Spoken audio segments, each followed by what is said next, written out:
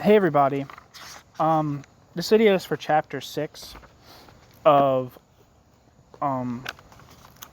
Peter Drucker's Max Shachtman and His Left. Chapter 6 is titled Between Reformism and Barbarism.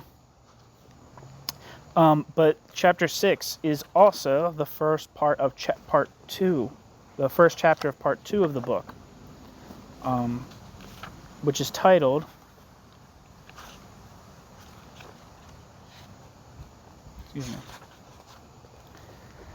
quote, "The American working class as it really is," end quote.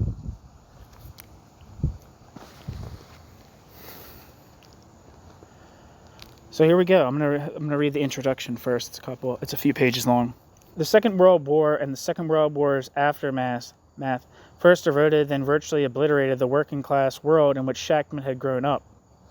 Mobilizing the U.S. labor force into the armed forces and war industry did more to assimilate immigrants and their children into the U.S. mainstream than all the schooling and propaganda about, quote, Americanism, end quote, had in the previous half-century. Millions of people were uprooted from their neighborhoods and ways of life. Though most returned to the old neighborhoods in 1945 to 46, their world had begun to be altered out of recognition.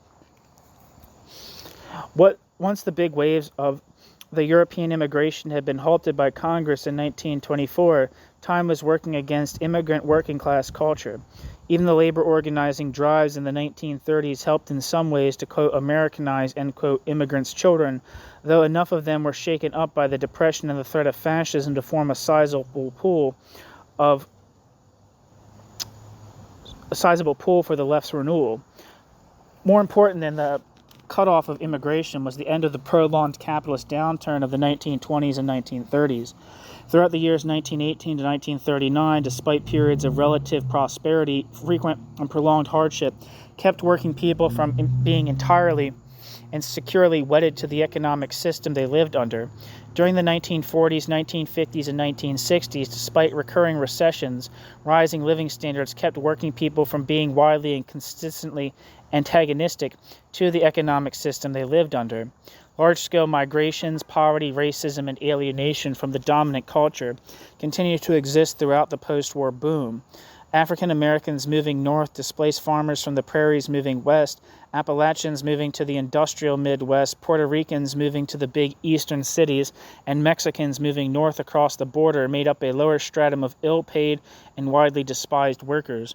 But whereas in the late 19th century and early 20th century, native-born Protestant workers had been virtually drowned in a flood of Southern and Eastern European immigrants, the established white working class held its own after the Second World War. After 1955, the reunified AFL-CIO ensured the predominance of a gradually conservatized upper stratum in the labor movement. Although unions expanded to include over a third of the workforce and workers of color came to make up a higher proportion of their ranks, a large, mostly white, politically moderate officialdom consolidated the unions under its control. The union bureaucracy kept its unions as a tame fiefdom of Franklin Roosevelt's, Harry Truman's, Adlai Stevenson's, and Herbert Humphrey's Democratic Party. Rank-and-file acquiescence was cemented by a large-scale transformation of workers' ways of life that was systematically, though informally, orchestrated by corporations and the federal government. Steadily rising wages made ownership of a house and a car the mark of a privileged working-class minority in the 1920s, possible for the working-class majority, though many people entering the workforce in the 1980s and 1990s would again find home ownership out of reach, end parenthesis. Metropolitan areas were designed around the automobile, through highways, dismantling the urban transit systems, government-subsidized real estate speculation, and underfunding of inner-city schools and services. The disappearance in the 1920s of the Jewish Harlem Shachtman had grown up in foreshadowed far more drastic changes in the 1950s and 1960s. New York's Jewish working-class neighborhoods vanished one after another. The South Bronx, where Shachtman's family and parents lived, the Lower East Side, Brownsville. His parents did not outlive their world. His mother had died in 1941, his father in 1948. Shachtman, however, did not outlive the world he had grown up in. He moved to a house in the Long Island suburb of Floral Park in 1954. The people who made up Shachtman's Workers' Party did not all escaped to the suburbs, but many did escape from the working class. Compared to the Socialist Workers Party, fewer Workers' Party members had been trade unionists with roots and seniority before the Second World War. A high proportion of Shachtman's male followers who had gone to work in factories in the 1940s were drafted. Female comrades who replaced them in the plants were fired when the war ended. Although returning veterans could usually get their jobs back, many of them chose instead to use the GI Bill to go to school and get professional jobs. Others took union staff jobs in the 1950s. Shachtman's politics in the 1920s, 1930s, and 1940s had been founded on a conviction that the working class could transform the United States. Not that Shachtman idealized workers' existing values, politics, or culture, far from it, but Shachtman felt instinctively that to the extent their values, politics, and culture alienated them from their rulers and bosses, they had a great, if usually dormant, potential for resistance and rebellion. The weakening of cohesive working-class communities by the 1950s left Shachtman without a lever with which to change the world. I guess it's lever. Unable to change the United States, Shachtman joined the working class he came from in adapting to it. Unable to change the United States, Shachtman joined the working class he came from in adapting to it. Shachtman insisted in the 1950s that any viable left had to be based upon, quote, American social conditions as American social conditions really are, upon the American working class as the American working class really is, end quote. Footnote, see Shachtman's American Communism, end footnote. This sane insistence on recognizing the reality of working-class life instead of clinging to a rosy, obsolete picture gradually turned into a resigned conviction that the working class would remain as it was, conservative and quiescent indefinitely. By the mid-1960s, the working class gradually gave way in his thinking to a stand-in for it. The top officials of the AFL-CIO. Shachtman remade himself in their image as a Cold War Democrat. In the late 1940s, Shachtman found in Walter Reuther a bridge from the working class he had dreamed of leading to the union bureaucracy he would later be content to follow. Reuther won Shachtman over by acting as the outstanding militant leader of the last great old-style strike wave in 1945 to 46. Shachtman thought in the late 1940s that Reuther would help create the United States' first independent mass working-class party, conceived as a national liberal party modeled on the New York Liberal Party. Reuther also helped lead the fight in the CIO against the communists whom Shachtman and his followers had come to hate and fear, with a program that at least initially seemed more militant than the communists. A defining moment for Shachtman came when the CIO banned communists from its leadership, provoking a split between communist-aligned, quote, progressive and Cold War, quote, liberal unions in November 1949. Shachtman and Shachtman's followers opposed persecuting unionists on the basis of their politics and principle. They nonetheless said, quote, without hesitation, we stand with the CIO, end quote. Footnote, Independent Socialist League, PC, the split in the CIO from 12th of November 1949. End footnote. At almost the same moment, Shachtman gave up long-standing commitments to working-class revolution and complete independence from the Democratic Party.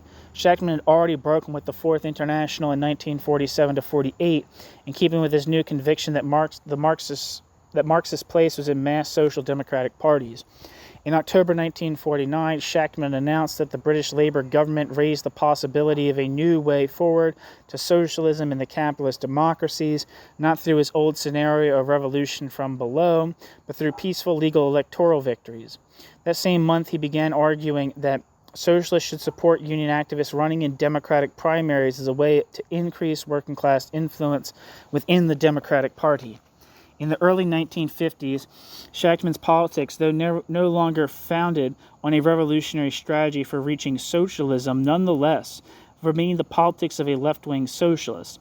Shachtman and his followers believed that even if they were following a road to socialism different from the one Lenin and Trotsky had mapped out, they were still pushing forward toward the same destination with the same intransigent spirit. as the worst of the Cold War eased and new opportunities for radical organizing in the United States arose, many of them hoped to challenge U.S. capitalism and its international policy with new vigor. To many of his followers' dismay, the 1955 AFL-CIO merger, the rise of the civil rights movement, and the crisis of the communist movement after the 1956 Khrushchev revelation set Shachtman moving further to the right into the mainstream of social democracy. In 1958, Shachtman took his followers into the Socialist Party. In the early 1960s, Shachtman developed close ties to AFL-CIO officials around George Meany. He developed a strategy of, quote, realignment, end quote, by which labor and liberals would harness the energy of the black civil rights movement in order to drive Southern reactionaries and big city machine politicians out of the Democratic Party and transform it into a social democratic party. By 1964, this kind of realignment was too radical for him. He moved toward keeping the Democratic Party united and working for its victory. Shachtman's clear-sighted democratic opposition to Stalinism was a constant, even though through the changes of his later years, enabling him to expose the consolidation of bureaucratic rule in Eastern Europe and the limits of Nikita Khrushchev's reforms in the Soviet Union.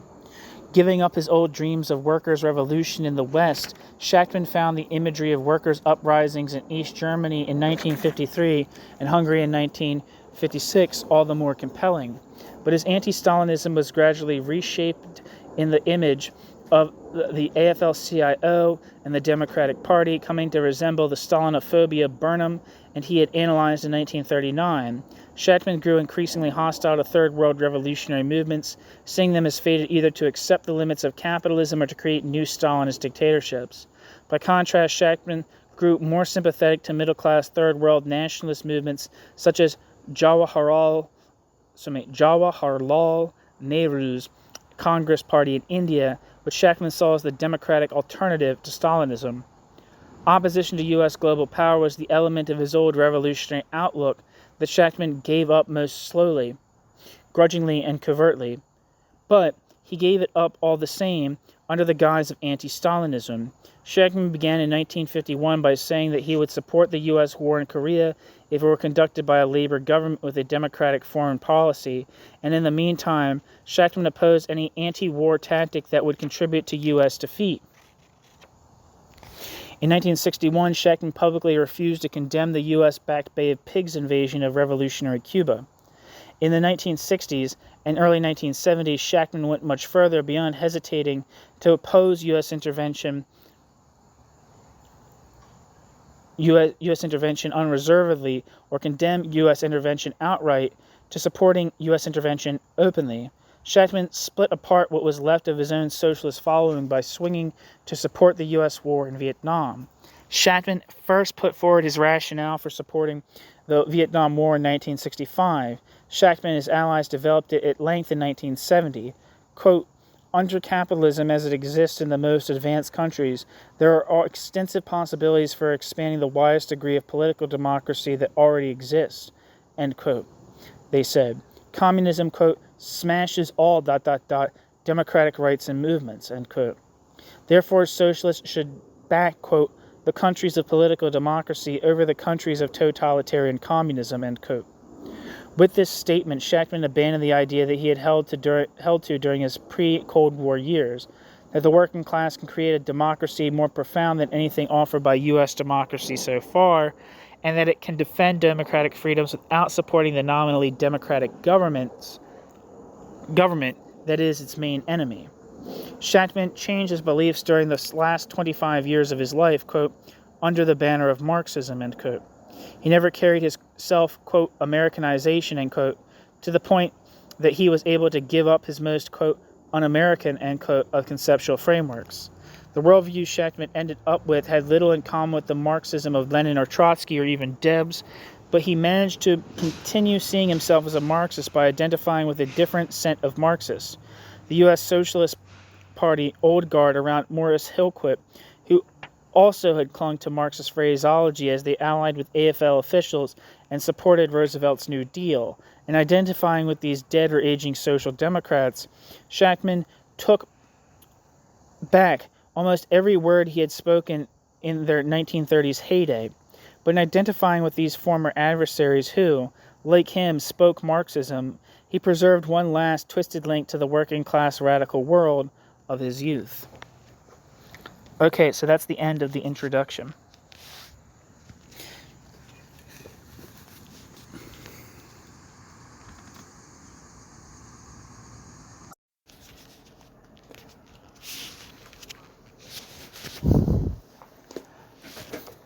Chapter 6. In the years after the Second World War, 1946, 1947, 1948, Shachtman realized that many of his wartime hopes had been disappointed. The Fourth International had not taken the leadership of any European resistance movement. In the Third World War, movements for independence were led by either communist or middle-class nationalists. The capitalist order, far from being in crisis at the war's end, seemed in some ways reinvigorated. Shachtman had expected the United States to dominate the world after the war, but he had not expected its people to prosper. Its workers were not about to support revolutionary projects while their lives were tangibly improving. Shachtman recognized these post-war realities faster and more thoroughly than any other Marxist. Shachtman was still determined to fight against ascendant U.S. power and build a working-class opposition in the belly of the beast. Quote, "If there is a gram of Marxist blood left in me, it will take 100 miracles to get me to support the U.S., end quote, he said. He told a Trotskyist heckler who predicted that the Workers' Party would back the United States in the next war, quote, "When you have long hairs growing on the palm of your hand, my dear swine, we'll support American imperialism, end quote. For my part," end quote.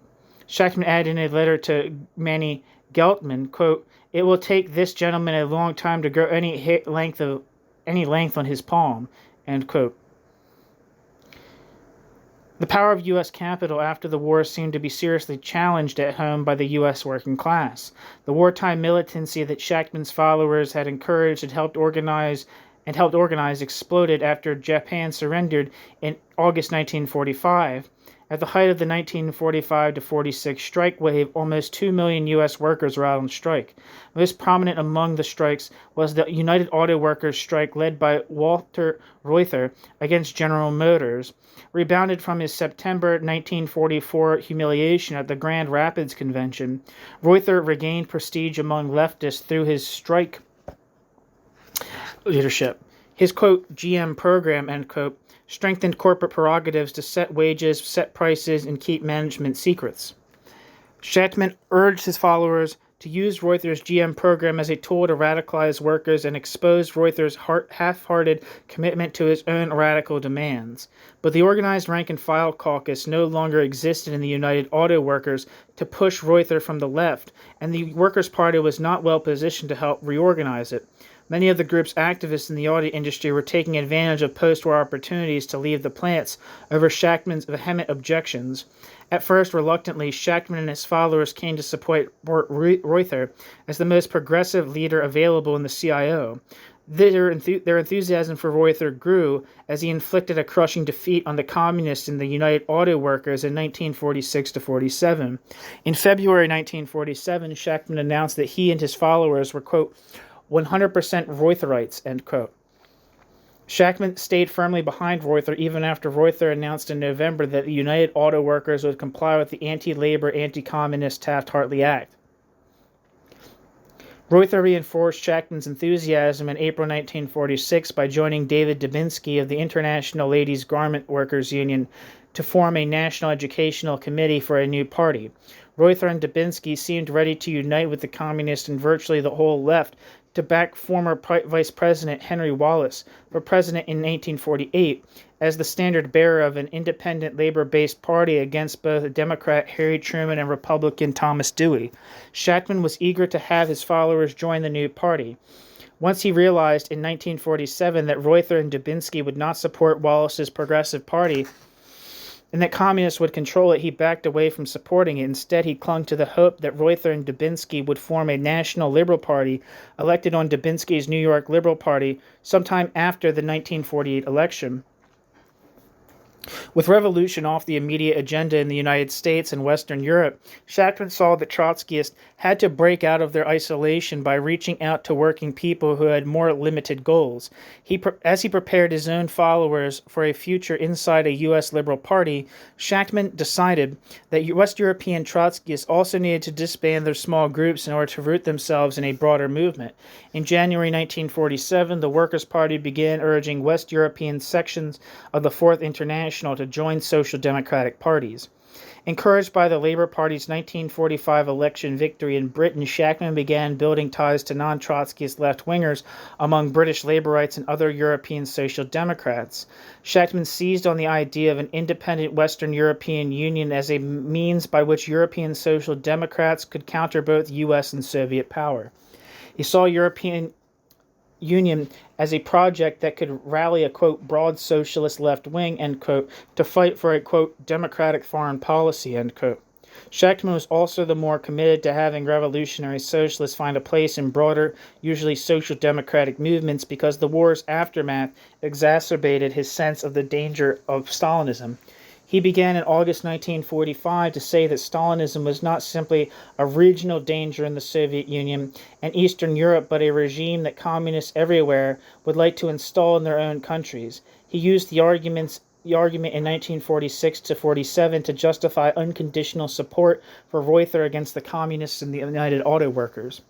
In September 1946, he began to argue that anti-Stalinist socialists in Eastern Europe should support middle-class-led anti-Stalinist movements like Mikołajczyk's Polish peasant movement. In September 1948, he suggested for the first time that Stalinists could come to power without a prior workers' revolution and without any aid from Soviet troops, simply by abusing their control of trade unions. This suggestion repudiated Shachtman's 1943 analysis, applied successfully to France and Italy in 1946-47. The Soviet-controlled communists beyond the reach of Soviet troops would, quote, prop up capitalist rule, end quote, in their own countries. Shachtman's new orientation towards international social democracy and broad anti-communist unity doomed his last hope of reintegrating his followers into the Fourth International. His idea of reunifying the Workers' Party and Socialist Workers' Party, put forward with new emphasis in 1945-46, actually seemed plausible for a few bewildering months from February to July 1947. European Trotskyist leaders like the Greek Michel Baptiste and the Belgian Ernest Mandel seemed energetic in their encouragement of reunification. But reunification failed due in part to Jim Cannon's renewed hostility and C.L.R. James's decision to take his followers out of the Workers' Party. In April 1948, Shachtman, without a vote or allies, found himself completely isolated at the Fourth International's Congress in Paris. In July, he broke off his ties to the World Trotskyist movement. Although Shachtman still called himself a Trotskyist for a few more years, Shachtman eventually concluded that, quote, Trotskyism died with Trotsky, end quote. Shachtman headed into the political storm of the Cold War cut loose from his Trotskyist moorings. His last innovations within his old Trotskyist worldview in 1946-48 recognized realities and opportunities that other Trotskyists missed. The radical promise of Reuther's GM program, the potential for organizing an anti-Cold War left inside European social democracy, and the rise of a democratic opposition in Eastern Europe. Shachtman's attachment to revolutionary Marxism was manifested in 1948-49 as Shachtman fought against several Workers' Party leaders who said that the communist threat to Western Europe required democratic socialists to support the Marshall Plan. But in some ways, Shachtman's thinking in the late 1940s began to undermine what he had been key aspects of Shachtman's revolutionary perspective. Shachtman's growing enthusiasm for Reuther began to undermine his commitment to independent rank-and-file organizing in the unions. His loyalty to the, quote, democratic labor movement, end quote, began to undermine his commitment to organizing not just a, quote, broad socialist left wing, end quote, but a distinctive revolutionary current within the labor movement. Starting from Trotsky's description of Stalinism as a, quote, neo-barbarism, end quote, Shachtman came to see Stalinism apocalyptically as a potential tyranny on a global scale and began to see social democratic currents that backed or accepted U.S. hegemony as lesser evils. By 1949, Shachtman was poised to redefine his socialist worldview in fundamental ways. The war's end transformed the climate of the CIO. Workers scoffed at the idea of extending the no-strike pledge into peacetime.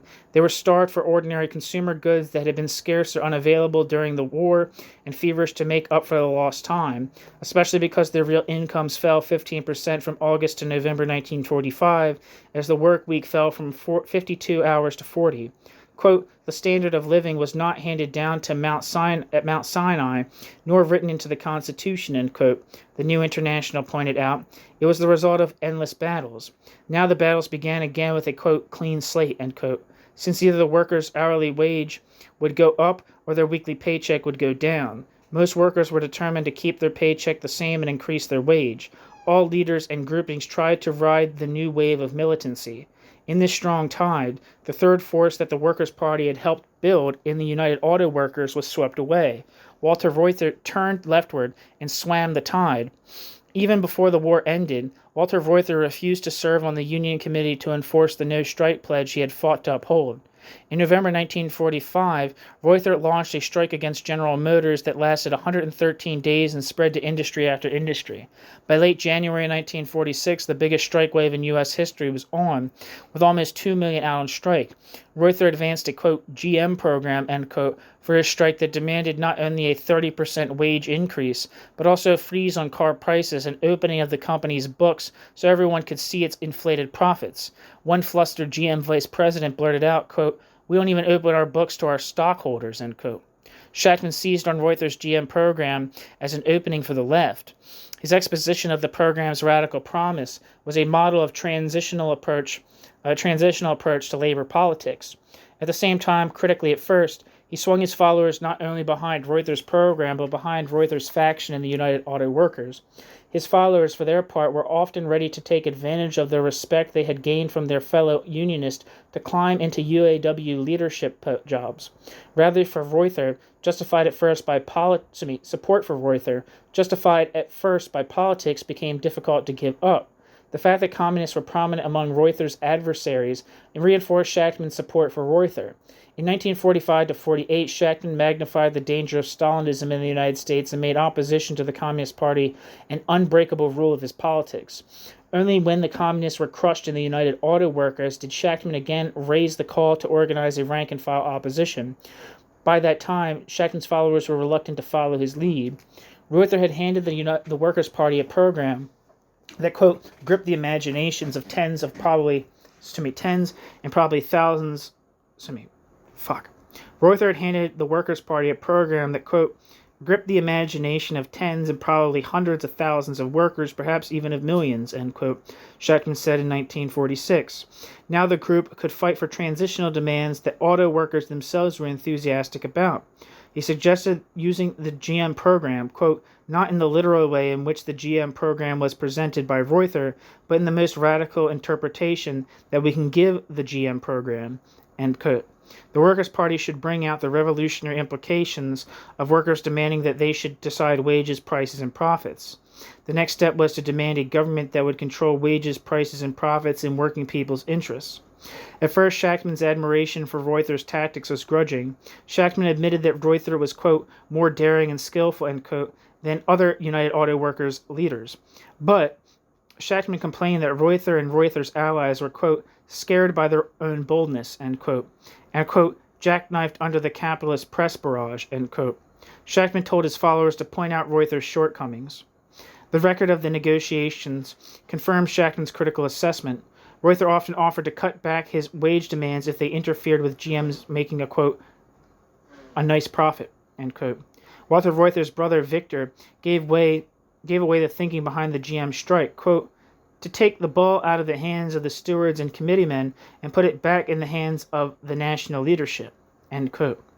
Shachtman would have liked his followers to help take the ball from Reuther and give it back to the rank and file, but Reuther's initiative came at a moment of weakness for the Workers' Party's union activists. Many of its wartime gains in getting industrial jobs were lost when the war ended, as pre-war workers returned from the army and pushed Workers' Party members out of their jobs. In Detroit, many members whose jobs were secure drifted off to go back to school or take professional jobs, giving in to temptations they had never faced before. By May 1946, the party's trade union work was, quote, all but disestablished, end quote. Disturbed and frustrated by the setback, Shachtman insisted, quote, our, quote, new, end quote, industrial workers must learn to share the fate of the class to which they belong, with which their fate is tied. The idea of being in that class in, quote, prosperity, end quote, times, and, quote, leaving, end quote, that class in time of economic adversity must be relentlessly combated in our party as a true blue petty bourgeois manifestation. A revolutionist does not go slumming in the working class, end quote. Quote, no backsliding, no deindustrialization, end quote, Shachtman insisted. Quote, we are and we remain flesh of the American working class, or we shall be unworthy of our good name, end quote. Shachtman.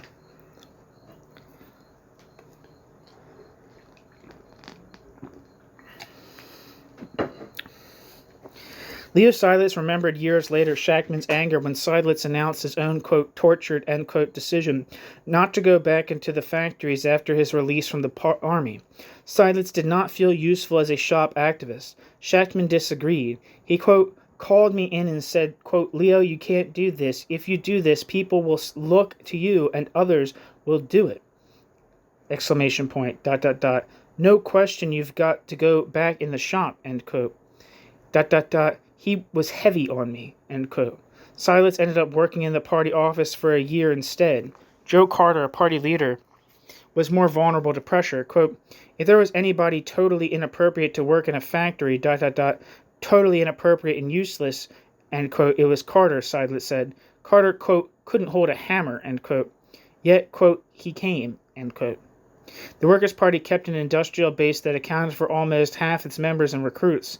It consolidated a group of almost 50 members in the United Auto Workers. It stopped and reversed the slide in the group's size. But while its union activity was at an ebb, sticking to an independent position was difficult even in the United Auto Workers bastion, especially as most of the old rank-and-file constituency rallied to Reuther.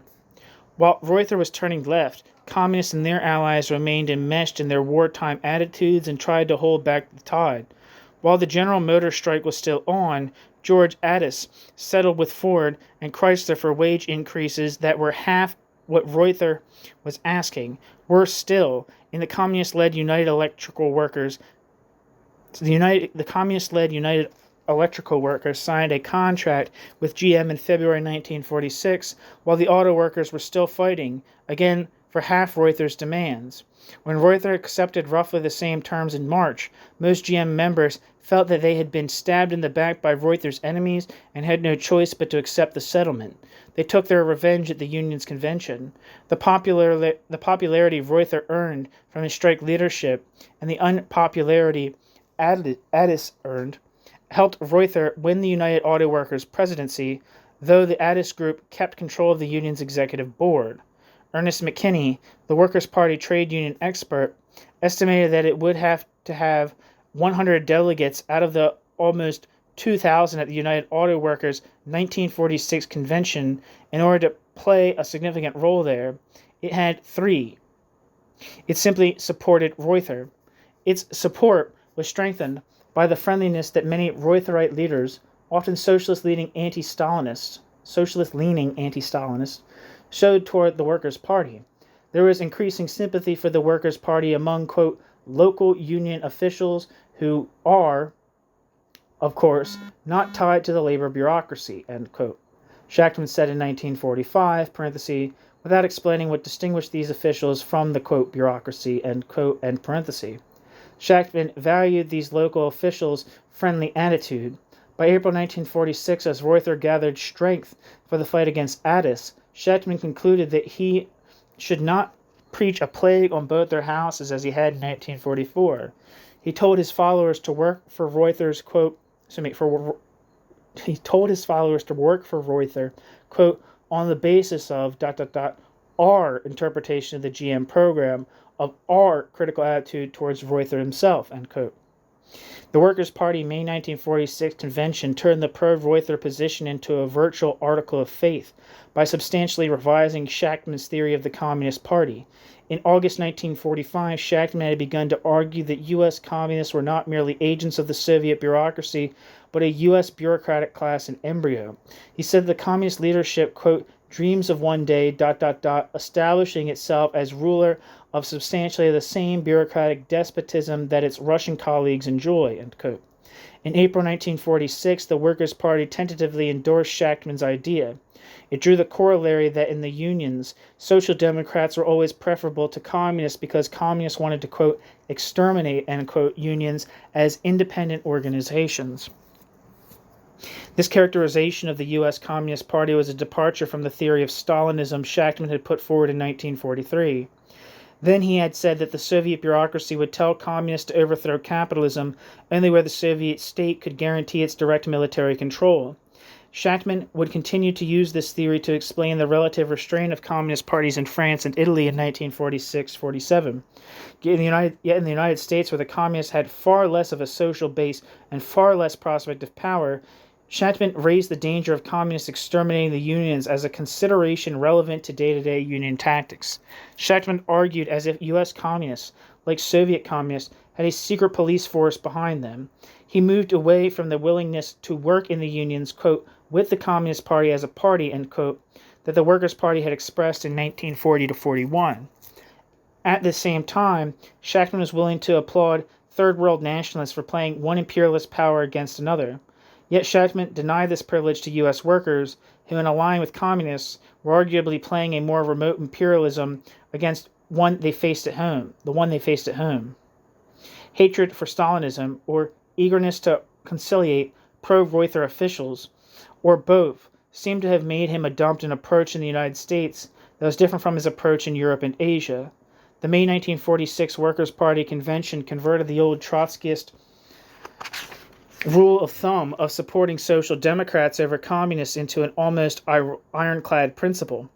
It said that the Workers' Party would side with, quote, all genuine working class elements, end quote, against communists, parenthesis, though it might support communists against, quote, reactionary, fascist, anti-Semitic, or racketeering elements, end quote, end parenthesis. The Workers' Party would still work together with rank-and-file communists in hopes of winning them away from the Communist Party. It would even join in broad coalitions that might include communists. But the group now said for the first time in the same convention, where it urged pushing French communists into a coalition government, that it would never make proposals for united action to the Communist Party. The Workers' Party's new hard line toward the Communist Party came just as the communists, embarrassed about their role in the 1945-46 strike wave, began moving leftward. The San Francisco Workers' Party branch, led by railroad worker Gordon Haskell, felt that this was the wrong moment to limit the party's freedom to maneuver, the wrong moment to rule out appeals for united action with the communists. Haskell was a maverick within the party, a man who had never quite fit in. Haskell had grown up as one of 10 children of Congregationalist ministers in Bulgaria and moved to California when he was 15. Although Haskell joined the Young People's Socialist League in Berkeley and went along with the majority into the Workers' Party, he had never felt entirely at home among Trotskyists. Together with Ernie Erber, he was one of, quote, the two notorious goyim in the party, end quote. Not much of a theorist himself, he was immune to the appeal of Shachtman's theorizing and inclined to resist it. Haskell was friendly with communists who made him an exception to their rule of never talking politics with Trotskyists.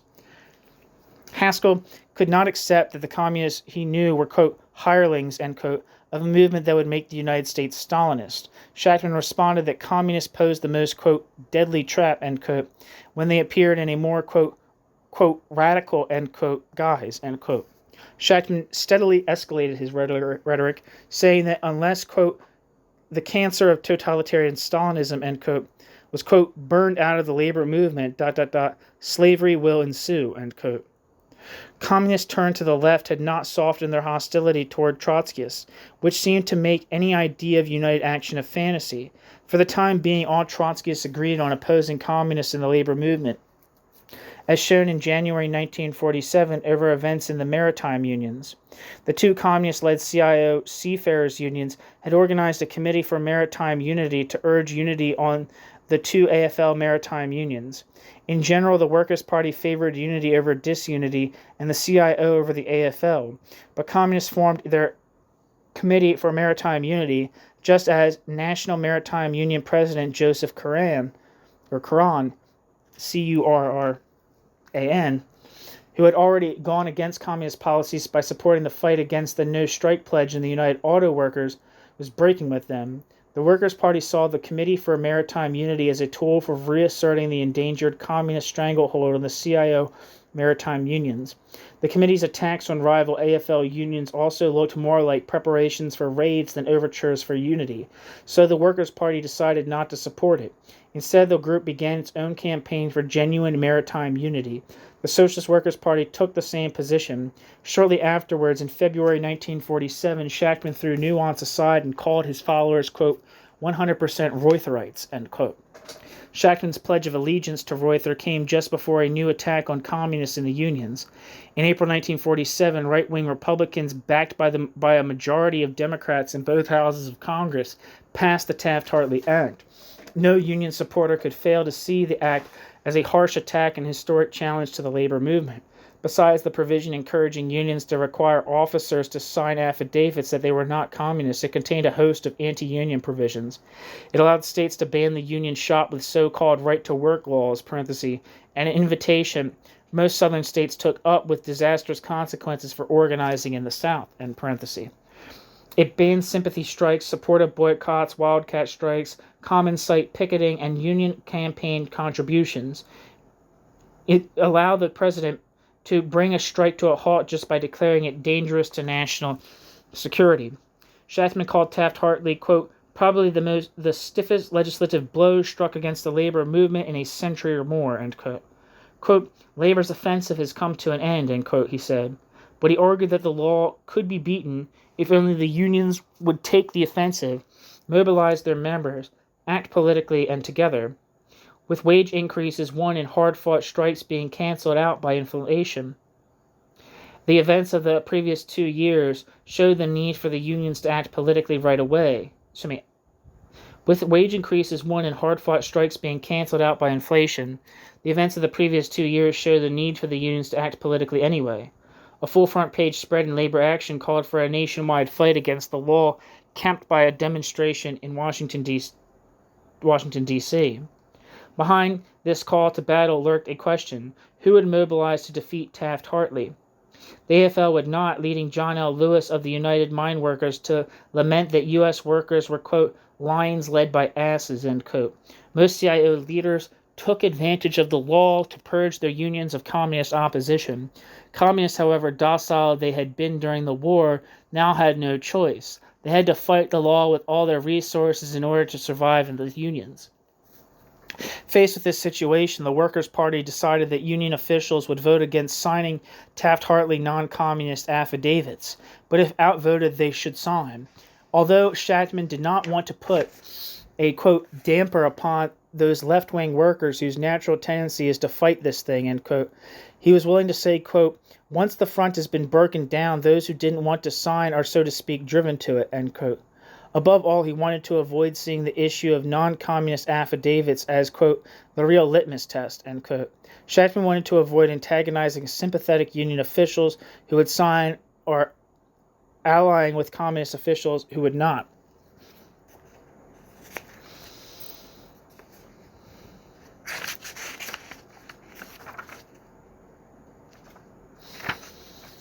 The Taft-Hartley affidavits became the central issue in the United Auto Workers, which was already convulsed by a virtual civil war in 1946 and 1947 between Reuther, its new president, and its Addis-controlled executive board.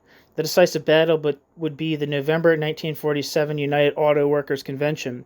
Although Addis saw which way the wind was blowing, distanced himself from communists, and even agreed to purge communist officers from the Union, Addis could not let the communists go down to total defeat without destroying his own faction. The Addisites made all-out resistance to Taft-Hartley their factional banner. Reuther's slogan was, quote, against outside interference, end quote. But he meant communist interference, not the government's. Barely a week before the convention opened, Reuther announced that the United Auto Workers would comply with Taft-Hartley. The Socialist Workers Party backed Addis, but Workers' Party activists were bound to Reuther. Even if Reuther himself had not been consistently militant, Shachtman argued, those who had been consistently militant during the war were now supporting Reuther. Shachtman excused Reuther's decision not to resist the Taft-Hartley affidavits. It was impossible to expect auto workers, quote, to strike on behalf of the rights of, quote, Reds, end quote, he said. Preaching militancy now, at a time of disorientation, would be fruitless. The Addisites were doomed anyway. The best the Workers' Party could do at the moment was hold on to its ties with, quote, the, quote, retreating, end quote, and, quote, passive, end quote, troops, end quote, of the labor left, the once and future militants among the Reutherites. Hostility to the communists who had fought Workers' Party activists and even gotten them fired during the war was another of Shachtman's arguments for Reuther. To ally with Stalinism or help Stalinism out of Stalinism's difficulties was, quote, giving aid and comfort to reactionary totalitarianism, end quote, Shachtman said, though the same issue of labor action urged support for communist-led strikes in France. Workers' Party activists were also attached to the positions they had acquired in Reuther's faction. Herman Benson represented the Reutherites in debates as an open Workers' Party member, which he could never have done as an Addisite. The Workers' Party therefore stayed loyal and shared in the Reutherite triumph, which was overwhelming. Reutherites won even in communist-led locals. The result was a quiet convention, an almost chilling contrast to the liveliness of earlier union gatherings. Reuther not only won re-elections as president, but won 18 out of the 22 executive board seats for his faction.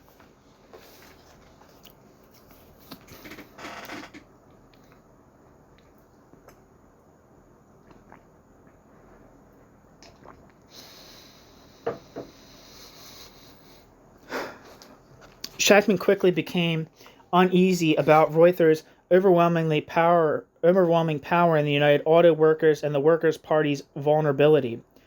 Even before the convention, Labor Action made a feeble effort to rally Reuther's left-leaning supporters to a show of independence around the demand for a Labor Party. The paper looked to one-time rank-and-file caucus leader Emily Mazie as a standard-bearer, but Mazie, taking over Addis's old job as Union Secretary-Treasurer with Reuther's backing, was unwilling to bite the hand that fed him.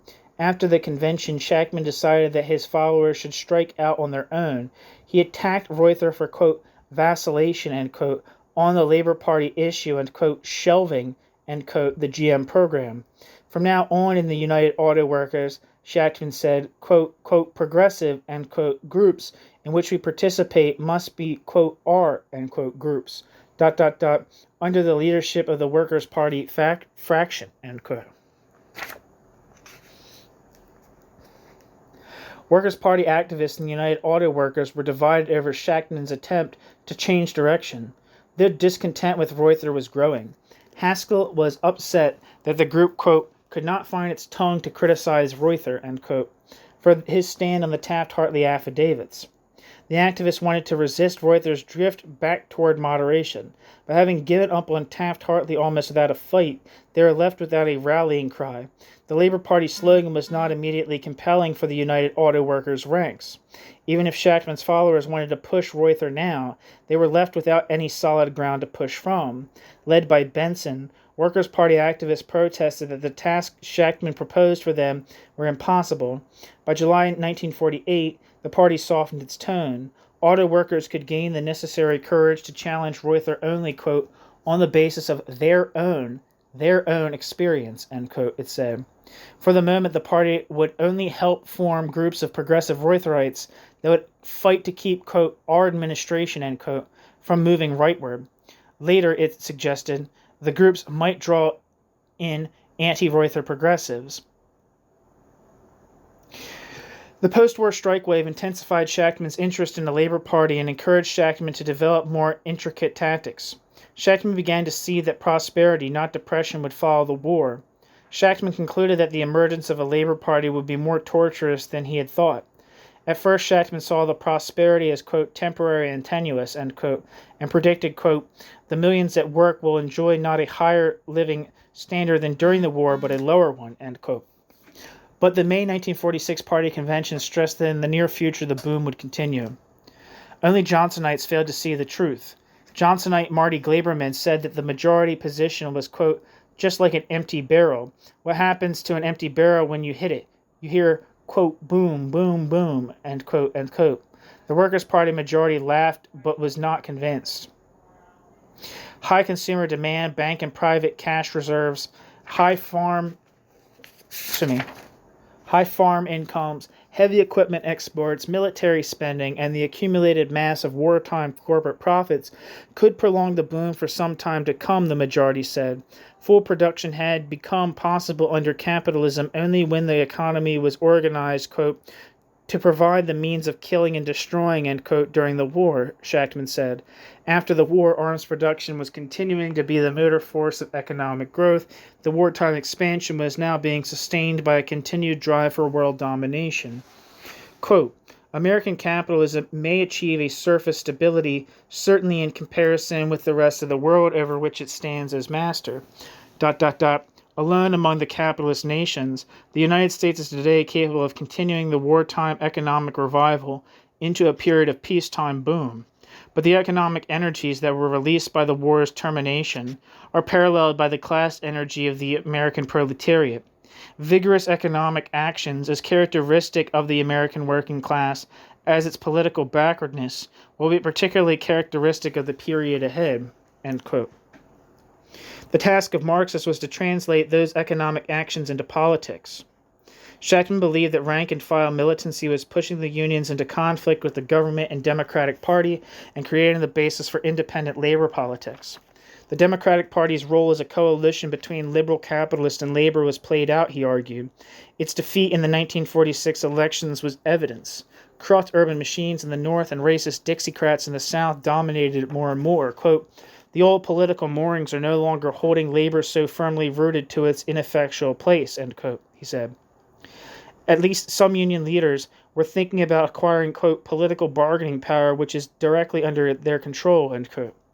Looking back, Shachtman said that in the mid-1930s, the Trotskyist movement had, quote, missed an unparalleled opportunity to root itself, in the most important new mass movement of the 20th century in the United States, end quote, the CIO. But the new Labor Party would be even more important. He believed that it could save the Workers' Party from its isolation, which had worsened with the loss of many of its union activists after the war. Even if the weakened Workers' Party could not expect to win leadership of a Labor Party overnight, it would find the Labor Party's ranks receptive to socialist ideas. Quote, the fact that the Labor Party is already on the political horizon, but not yet actually established, affords us invaluable time in which to prepare and orient our own movement, he said. End quote, he said. Just as the Workers' Party had been the best organized force fighting the no-strike pledge during the war, it could become the best organized force fighting for a Labor Party now.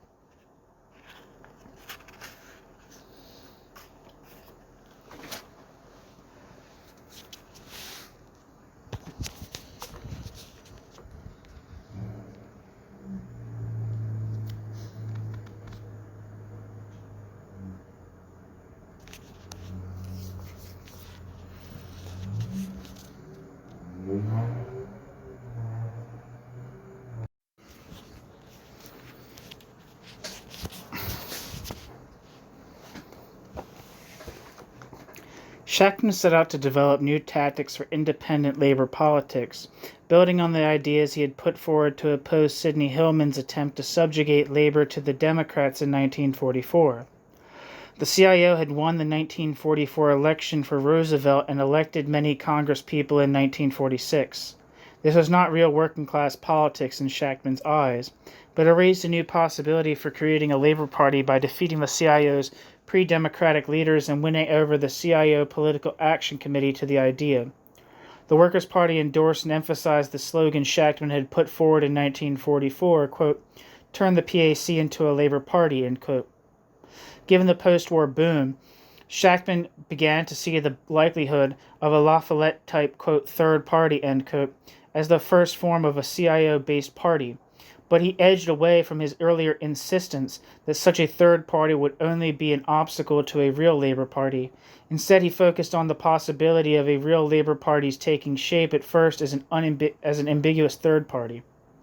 In April 1946, David Dubinsky and Walter Reuther took a step in this direction by forming a National Educational Committee for a new party. There was also a potential standard bearer for a third party, Henry Wallace, a former New Dealer and vice president who was criticizing President Harry Truman's Cold War policies. Communists were pushing Wallace forward as a candidate against Truman. Shachtman had many problems with Wallace's politics. Wallace called for economic planning, a guaranteed annual income, and new social programs in the same spirit that Roosevelt had advocated New Deal reforms, in order to save capitalism, not to bury capitalism. Wallace wanted the government to create jobs, but only, quote, to see to it that private enterprise is assisted until it can absorb this slack, end quote. In foreign policy, Wallace resisted the Cold War on the grounds that there were no vital conflicts between the United States and the Soviet Union. Shachtman thought that this attitude was naive from a capitalist point of view and useless from a socialist point of view. He wanted socialists to resist both U.S. and Soviet power, not try to reconcile them. But Shachtman cared less about Wallace's own politics than about Wallace's usefulness in winning labor away from the Democrats.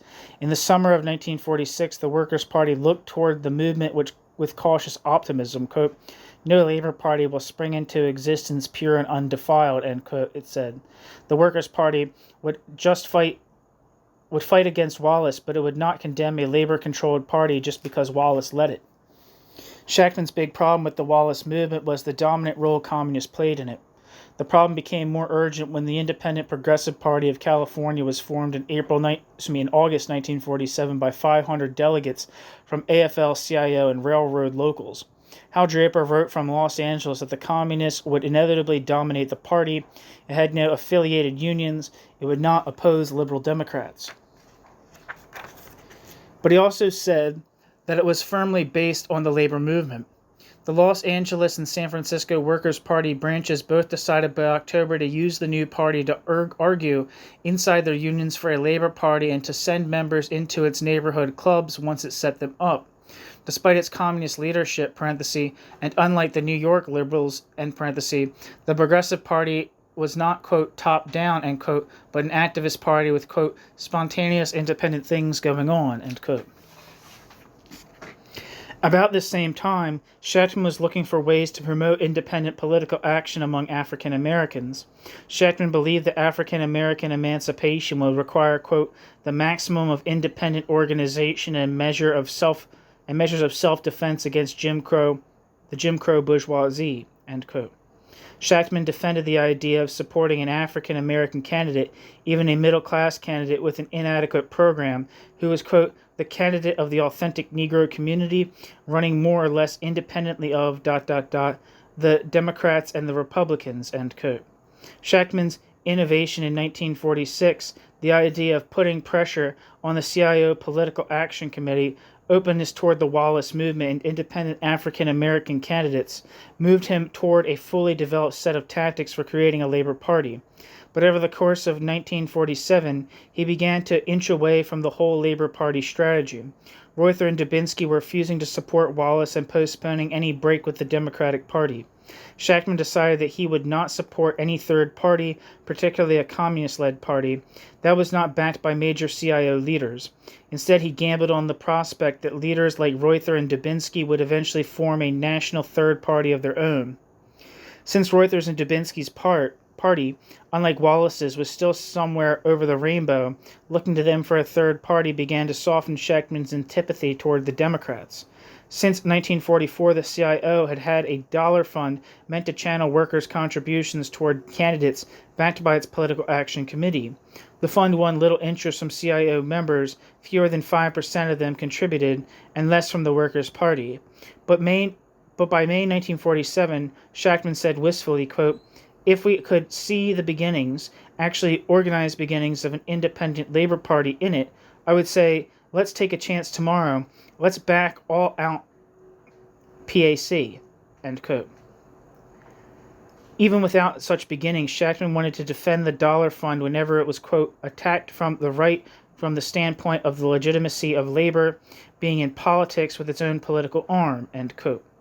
When there was not an attack from the right, Shachtman thought that it would be, quote, a mistake to fight about the dollar, end quote.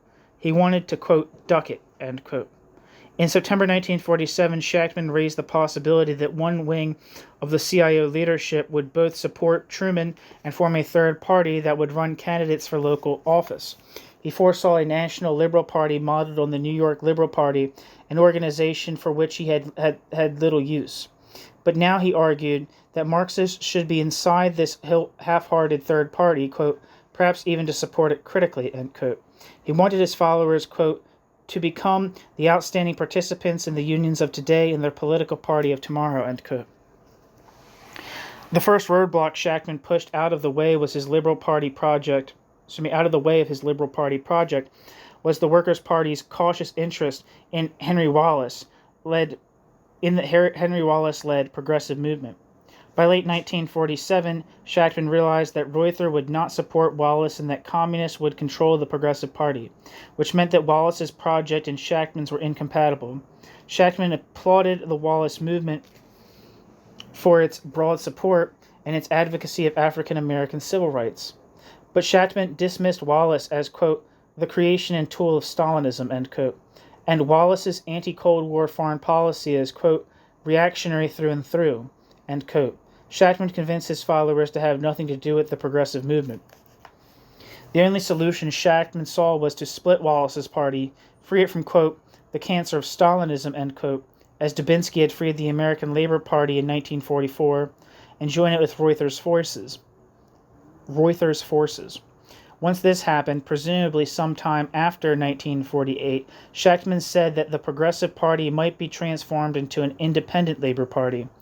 Shachtman rubbed his followers' faces in the fact that the third party he wanted might start out with an even more moderate domestic program than the Progressives, end quote. Not end quote, than the Progressives. Meanwhile, Shachtman lost any chance to have an impact on the third party movement that actually existed, Wallace's Progressive Party. The Workers' Party and Socialist Workers' Party stayed aloof from the movement. They gave little encouragement or direction to the working class forces that had joined it, even though non-communists inside it could and did challenge communist control of it. They helped ensure that the communists would control what was left of it after 1948. Not much survived of the Progressive Party after the election. Its presidential vote total was disappointing, barely 1 million compared with La Follette's nearly 5 million in 1924. It attracted no support from top AFL or CIO officials, only from, quote, progressive, end quote, officials close to the communists. Wallace broke with it when he decided to support the Korean War in 1950. After being reduced to an ineffectual communist front group, it fell apart in the early 1950s. Yet Wallace's movement had more potential in some ways than the La Follette movement in 1924.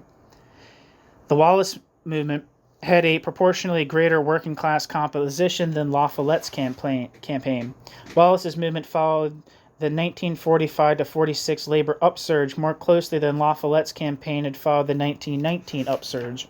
Like La Follette, who dragged the existing farmer labor parties in tow behind a campaign over which he kept personal control, Wallace was the candidate of a national grassroots activist party. In the increasingly right-wing climate of the early Cold War, the Progressive Party influenced far more people toward independent progressive political action than the Socialist Party, Socialist Workers Party, or Socialist Labor Party, whose candidates the Workers' Party told its members to choose among to cast a socialist protest vote. It pulled thousands of people, at least temporarily, away from the Democratic Party, which Reuther and Dubinsky did not. Shachtman's decision to look toward Reuther and Dubinsky in 1948 instead of the progressives appears in hindsight to be a warning sign about his political evolution. At the same time that Shachtman was planning to join the, quote, loyal left wing, end quote, of a reformist Labor Party in the United States, he projected the same strategy onto Europe. Shachtman looked increasingly to social democratic parties as the proper home of West Europe's left. Three trends in Shachtman's thinking propelled him towards social democracy. Shachtman lost hope that the Fourth International section would achieve wide influence. Shachtman came to have more hopes in existing left wings in the British Labour Party and European socialist parties. Shachtman came to see communism, including in the United States and Western Europe, as an overwhelming threat that required uniting with social democrats against it. Shachtman's shift toward the, quote, democratic labor movement, end quote, was simpler to carry out in Western Europe than in the United States because the European labor movement already had its own parties. With the war's end and the return to ordinary parliamentary and trade union existence, socialist parties, which had been relatively unimportant in the resistance and dormant under the occupation, won back their pre-war strength and more. Shachtman was excited by the British Labour Party's election victory in July 1945, which Shachtman called, quote, the most spectacular parliamentary victory of labor in modern history, end quote. Shachtman decided that it was hopeless to ask workers to leave flourishing social democratic parties for tiny Trotskyist groups. In January 1947, the Workers' Party began urging Trotskyists to join socialist parties, particularly in Britain, Holland, Belgium, Scandinavia, Germany, Italy, and Spain. Shachtman argued that Trotskyists were too weak to have any impact, too weak to mobilize workers around an anti-capitalist program. Capitalism was widely discredited in many Europeans' eyes. There were crises and revolutionary opportunities, quote, almost every 6 months, end quote. Yet never had the revolutionary Marxist movement been, quote, so small, so isolated, and uninfluential, end quote. Only the socialist parties had the potential, if a strong anti-capitalist left wing grew up inside them, to be an effective anti-capitalist force. At first, Shachtman did not imagine Trotskyists spending a long time inside social democratic parties. Shachtman did not expect long-term economic growth in capitalist Europe or long-term stabilization of the social democratic movement there. Shachtman said that socialist parties would be polarized between their leaderships, which were committed to alliance with the United States and cross-class coalitions, and a rank and file that would grow more and more restive. In a short time, he predicted such socialists would, quote, decay into an outright bourgeois party. In a short time, Shachtman predicted, each socialist party would, quote, decay into an outright bourgeois party, end quote, be derailed by communist infiltration, parenthesis, the communist movement, quote, lives on SP crimes like bracket A and bracket parasite, end quote, he said, end parenthesis, or shift to the left. Marxists should throw their weight onto the scales to save these parties for working-class politics. Other people in the Fourth International suggested the European Trotskyists join social democratic parties even before Shachtman took up the idea. Felix Marr began advocating the policy in the Socialist Workers Party in July 1945. British Trotskyists began debating the idea of going into the Labour Party in 1946 and carrying out under the Fourth International leadership's goading in 1947 to 48.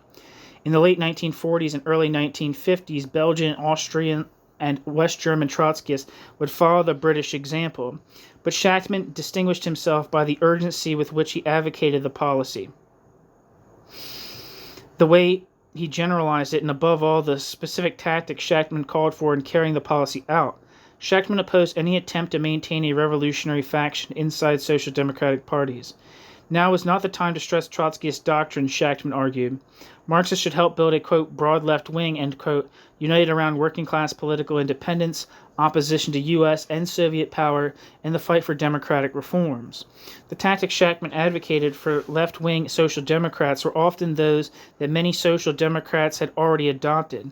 In the fall of 1948, for example, Shachtman backed the call for a, quote, independent Western Union, end quote, which had become popular in the British Labour Party. Although there was no inherent contradiction between Western European unity and alliance with the United States, Shachtman saw it as a way to create a pole of a counteraction to the United States as well as the Soviet Union. Shachtman argued that a European Union could, quote, use all its strength and influence to resist the drive of the two world powers to plunge us into a war, end quote. In a country like France, the call for an independent Europe could be linked to calls to stop colluding with the United States in occupying Germany, drop claims on colonies that could be retained only with U.S. power, and nationalize companies that had bought into the U.S.-dominated world economy. At first, Shachtman said that the European Union could be born only, quote, under the banner of revolutionary socialism, end quote. But Shachtman quickly adapted to the attitudes of social democratic advocates of European Union who had no intention of raising a revolutionary banner. Like some European left-wing social democrats, Shachtman hoped to win the whole British Labour Party and the West German Social Democrats to the idea. Shachtman's proposals were therefore modified to fit in with more mainstream social democratic politics. In December 1948, Shachtman said that he would not expect the Labour Party to adopt a revolutionary foreign policy.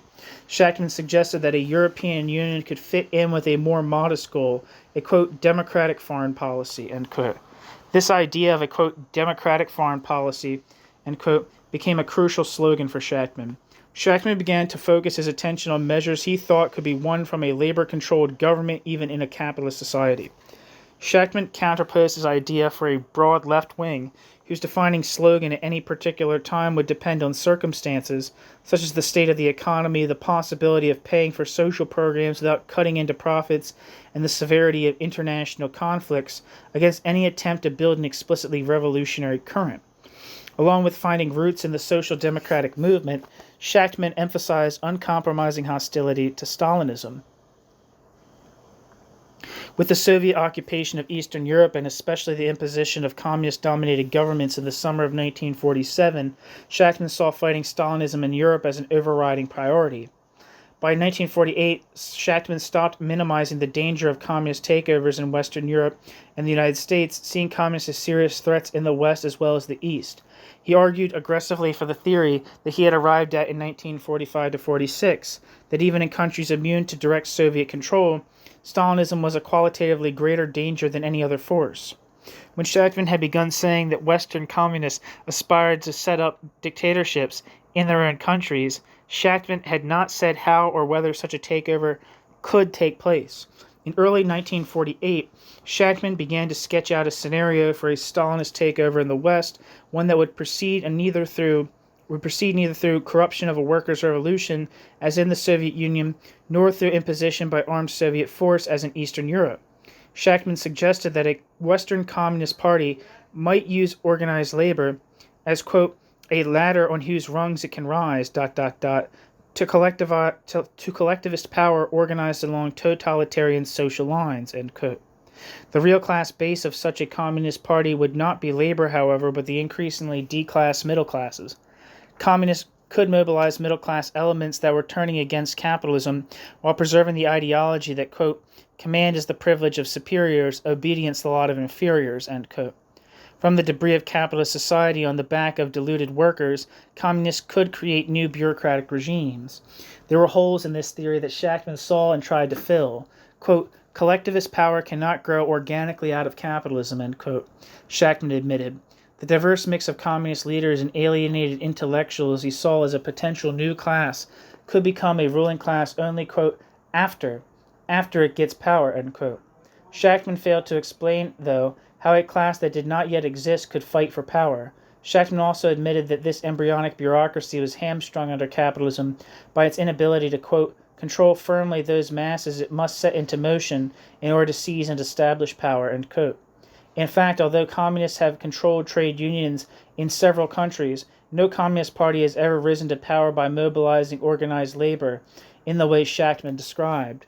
But hypothetical as it was, the theory was crucial to his thinking. Shachtman saw a Stalinist threat to Western Europe partly because he did not foresee the prolonged economic growth of the 1950s and 1960s. Shachtman had predicted the, quote, bourgeois democracy with a strong, quote, social, end quote, tinge, end quote, that predominated in Western Europe after the war, but he failed to see that it would outlast the 15-year limit he had set for it, and that the social democracy he was orienting toward would, in the long run, be a more formidable adversary for the revolutionary left than the communists he feared. Shachtman still saw European social democracy as a bulwark against U.S. capitalism, not as U.S. capitalism's ally in the Cold War. Some of Shachtman's followers thought differently and decided in the spring of 1948 that U.S. capitalism was in fact a lesser evil than Soviet communism. Shachtman fought against these dissidents in 1948-49 in defense of what he saw as his own intransigent revolutionary Marxism. In some ways, the 1948-49 battle recalled his 1940-41 clashes with Burnham, MacDonald, Selznick, and Carter during an earlier, briefer time of demoralization on the left. The battle was fought at first over the Marshall Plan, which Harry Truman had announced in June 1947. During Shachtman's absence in Europe from March to June 1948, Ernie Erber, shaken by the February 1948 communist coup in Czechoslovakia, decided that the Workers' Party would have to support the Marshall Plan in order to prevent the Soviet Union from overwhelming Europe. On his return from Europe, Shachtman denounced Erber, saying that Erber was supporting U.S. plans to control Europe. Erber also denounced Manny Geltman, On his return from Europe, Shachtman denounced Erber, saying that Erber was supporting U.S. plans to control Europe. Shachtman also denounced Manny Geltman, who had put forward a compromise position, along with Hal Draper, who had left his Los Angeles shipyard job at the end of 1947 to edit the New International in New York, and Al Glotzer, who had reluctantly taken Draper's place as organizer in Los Angeles. Shachtman blocked any support by the Workers' Party for the Marshall Plan. Erber had been a loyal ally of Shachtman's through many earlier disputes. He was one of the most vehement denouncers of pro-U.S. Social Democrats as late as 1946, but he joined their ranks in 1948 on his way out of Shachtman's organization with a long letter of resignation calling for support for the United States in any war with the USSR, retrospectively supporting the New Deal and denouncing the Bolshevik tradition. Shachtman's response was his longest polemic ever, 119 single-space pages of argument and vituperation. Al Goldman, who had been expelled from the Socialist Workers Party and joined the Workers Party in June 1946, fought alongside Erber, whom he had won to Trotskyism in the 1930s.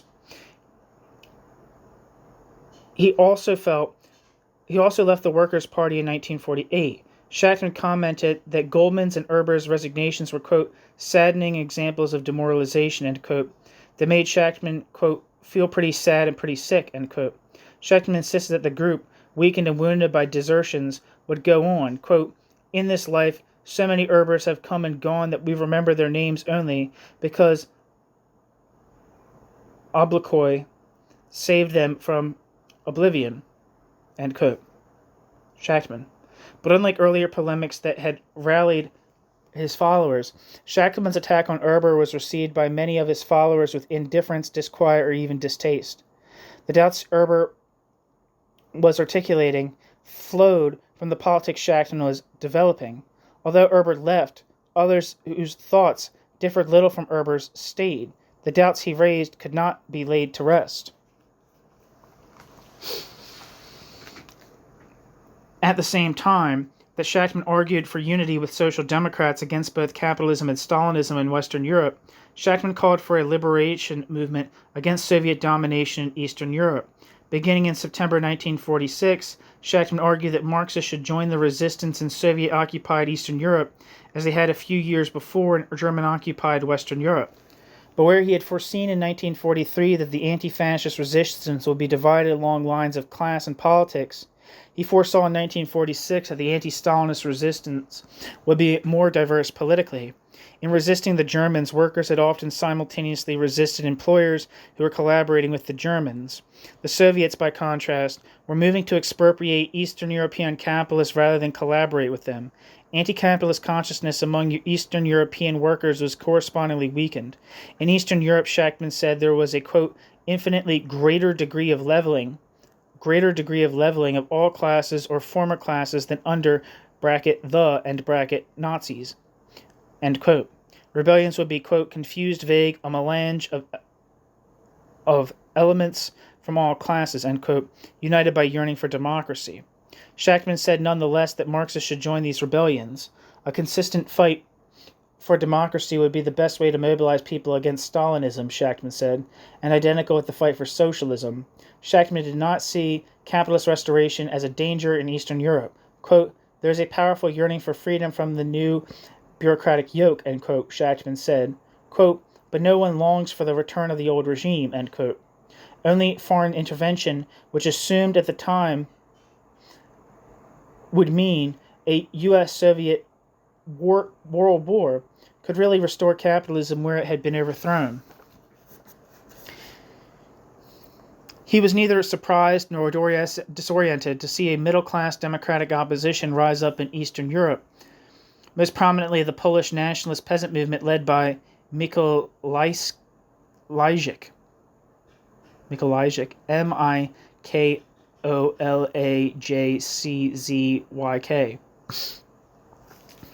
Shachtman called for support for the, quote, camp, for bracket the, and bracket masses, which bracket Mikolajczyk's and brackets name was associated, end quote. Within this camp, Marxists should fight for independent working class organizations in order to win the leadership from Mikolajczyk, while accepting the political differentiation among anti-Stalinists would develop slowly. Shachtman believed that only his theory of bureaucratic collectivism would enable socialists to lead the anti-bureaucratic resistance in Eastern Europe, so that it could grow into a movement for democratic socialism. Shachtman was contemptuous of any notion that Soviet conquest and dictatorship were helping to create socialism or worker states there, that socialism could be brought about bureaucratically instead of democratically, quote, from above, end quote, instead of, quote, from below, end quote. He believed the opposite. Socialism would be created either democratically from below or not at all. Quote, the difference between the revolution, quote, from above, end quote, and the revolution, quote, the difference between the revolution, quote, from below, end quote, and the revolution, quote, from above, end quote, might be compared to the difference between cropping a dog, quote, from the front, end quote, and, quote, from behind, end quote. By one, quote, method, end quote, the tail is cut off, and the dog, according to some fanciers, is healthier and handsomer. But if the other, quote, method, end quote, were employed, and his head were cut off, we would not have a, quote, bureaucratically degenerated dog, end quote, but a dead dog, end quote.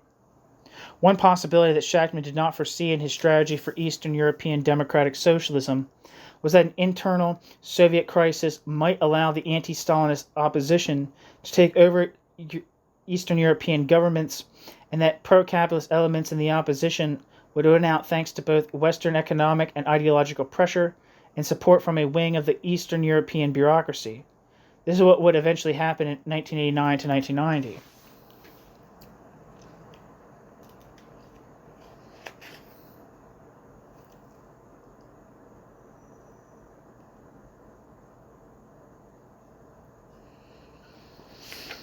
European Trotskyists like Ernest Mandel did suspect that people like Mikolajczyk would work for a capitalist victory in Eastern Europe. But at the same time, Mandel told the Workers' Party that Eastern European capitalists were being expropriated, quote, only in your imagination, end quote. Mandel scoffed at the idea of mobilizing Poles against Soviet rule. As late as April 1946, the Fourth International urged Eastern Europeans to accept the presence of the Soviet army, quote, only to the extent that it is a friendly proletarian armed force, end quote. This mistaken short-run perspective discredited in Shachtman's eyes anything that European Trotskyists said about Eastern Europe.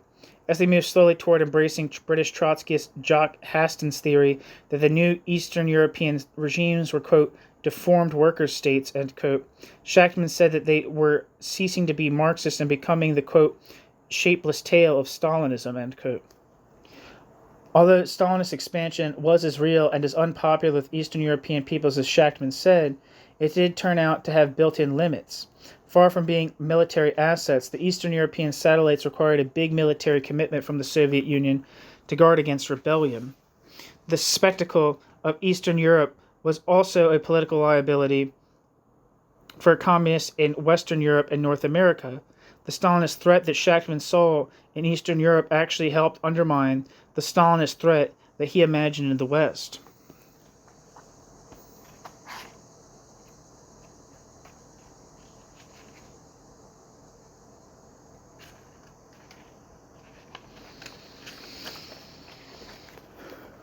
One second, coffee break.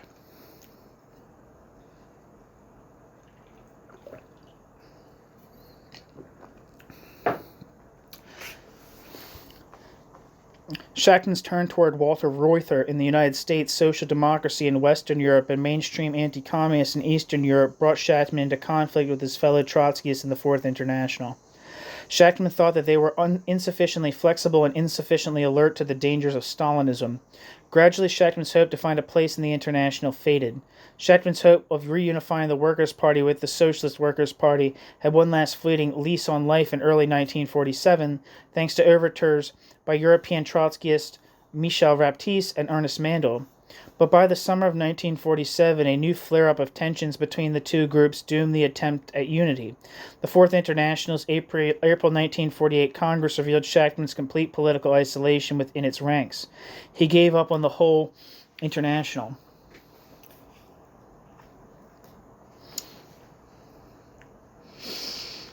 I think Shachtman did have some support in that thing. There was, I think, joint resolutions passed with people from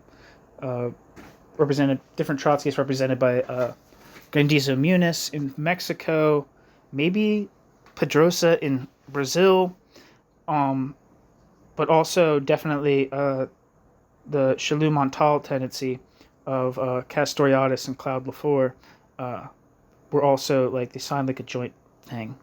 So it wasn't like it was just like there hasn't been any mention of I don't know.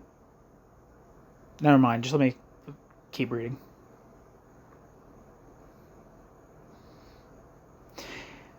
Shachtman's July 1948 decision to break with the Fourth International ended a 3-year effort on his part to reclaim a place for the Workers' Party in the Fourth International's ranks.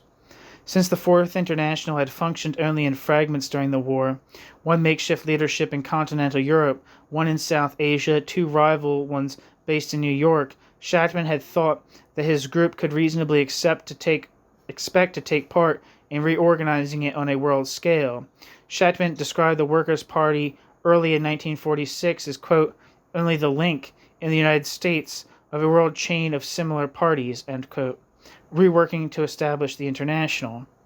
There was strong sentiment among Trotskyists abroad for healing the split in the United States, since both U.S. groups seemed to have stayed faithful to Marxism. The willingness among European Trotskyists to greet Shachtman's followers as comrades reinforced the belief of many Workers' Party members that they could feel at home in the European groups, where, quote, the benevolent despotism exercised by James Cannon does not find its counterpart, end quote. Al Glotzer found the new generation of European Trotskyists appealing, quote, they were young, they were intellectuals, end quote. During 1945 and 1946, Shachtman sought new potential allies in the International. The Irish group, a majority of the Greek organization, and Trotsky's widow in Mexico City, Natalia Sedova, parenthesis, who had stayed with Shachtman when she visited New York, all gave up Trotsky's analysis of the Soviet Union. Jacques Hastin, a British Trotskyist leader who had become Shachtman's friend, and Ivan Crépieux, who led a faction in France, seemed sympathetic. The New International even said in May 1946 that it, quote, identified, end quote, with Belgian Trotskyist leader Ernest Mandel, who, like Shachtman, said that the International should be in the forefront of fights in Europe for elected constituent assemblies, abolition of monarchies, colonial independence, and other democratic demands.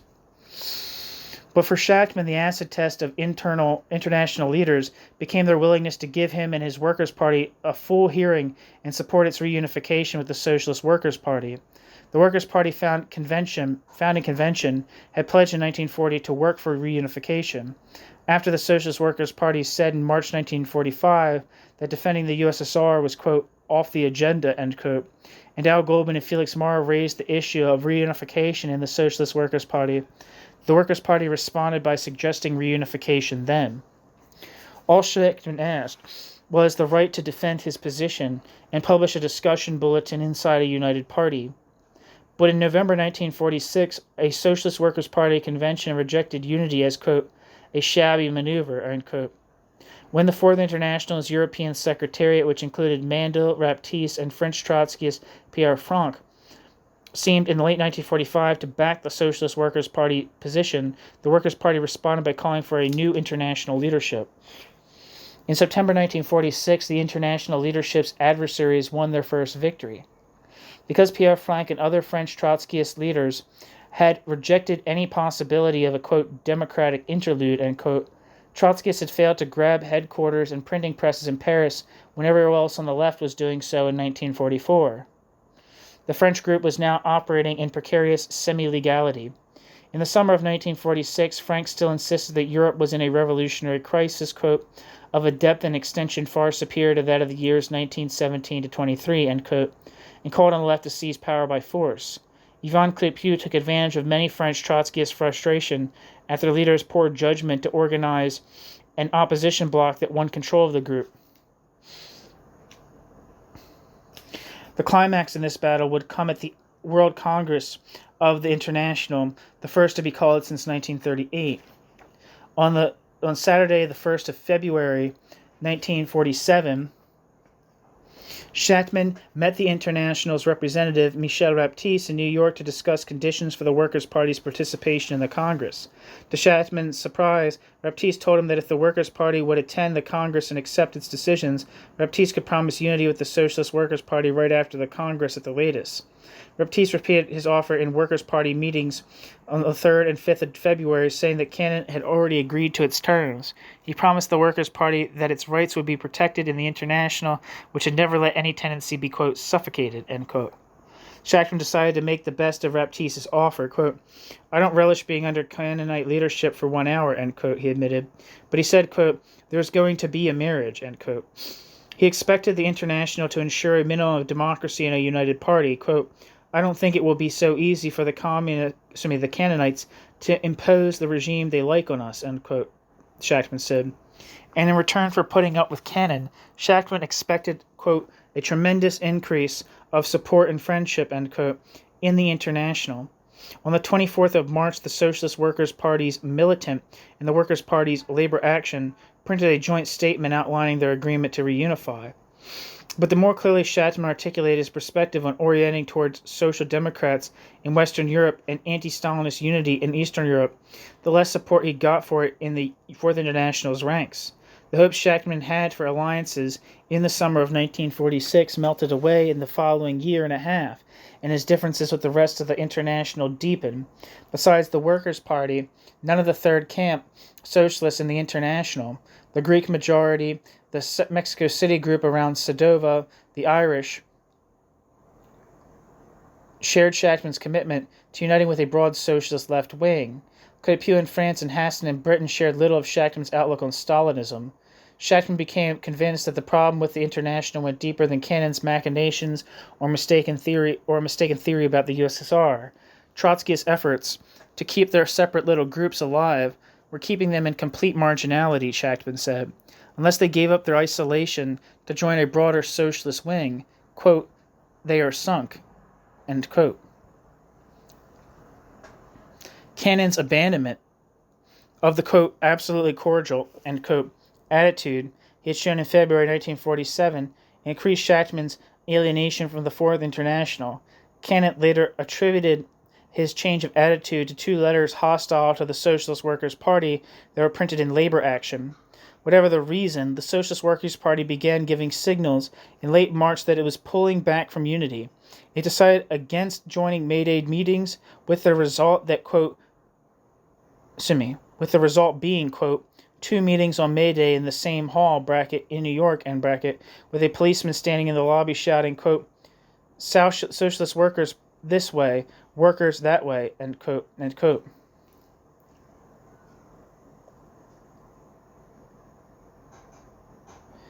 Socialist Workers' Party leader Morris Lewitt denounced Shachtman's, quote, Menshevik concept of an all-inclusive party, end quote, and called for a, quote, homogeneous party, based on one and only one program, end quote.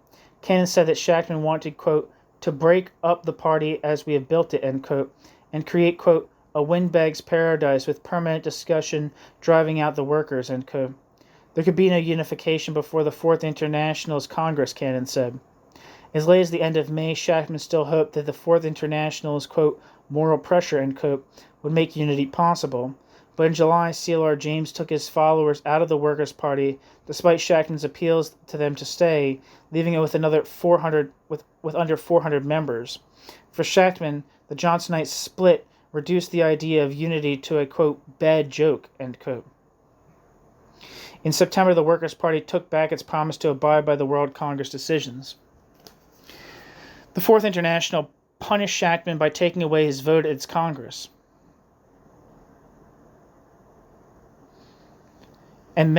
which met for almost a month in April 8, 1948 in Paris. But he could and did not attend and speak.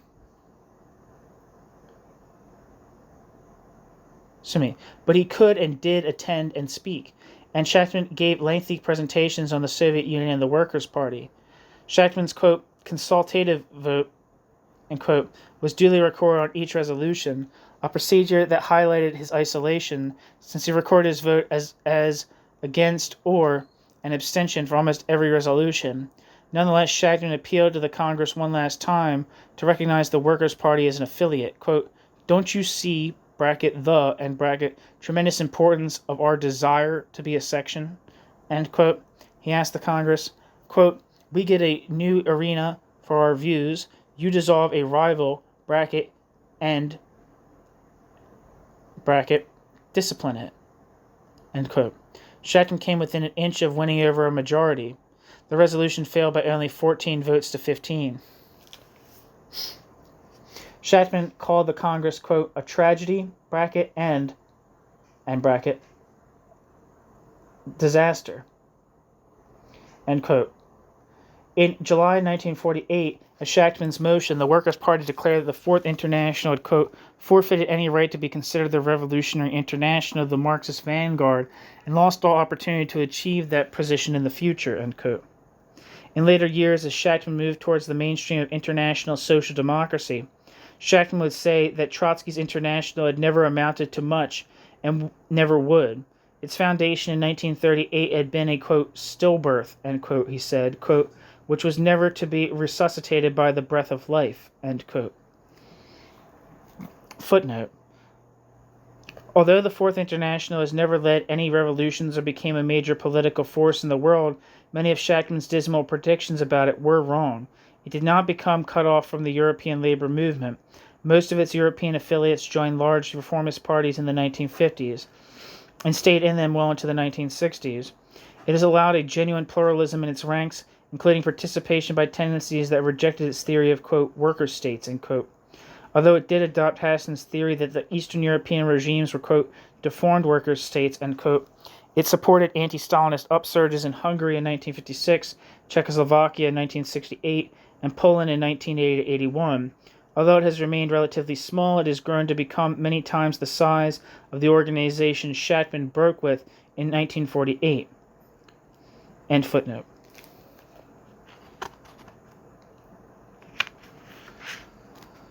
And that's the end of Chapter 6. Thank you for listening.